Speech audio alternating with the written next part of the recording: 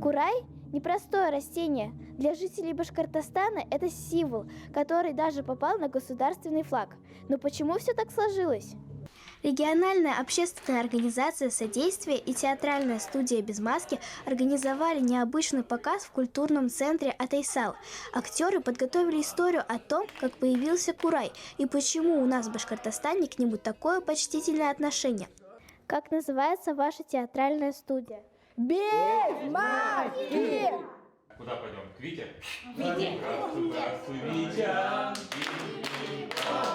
Как дела, Витя? История молодого вороненка напоминает наши дни.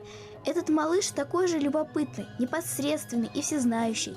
Но что из этого выйдет? Ведь без четких знаний далеко не уедешь, или вернее не улетишь. Все птицы как птицы, а у него ни единого яркого перышка. Понравился ли тебе спектакль? Да, конечно, там очень хорошо выступают актеры и очень красивые декорации, особенно музыка. Спектакль музыкальный, там много песен и музыки. С таким позитивным настроением любая информация воспринимается намного лучше.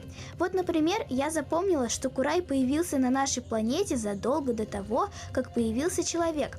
Это очень древнее растение. Вот такие обучающие спектакли регулярно проходят для ребят от мала до велика. Изучать серьезные темы можно играюще. Сабина Абдулмазитова, Вахид Халимов специально для Горы новостей.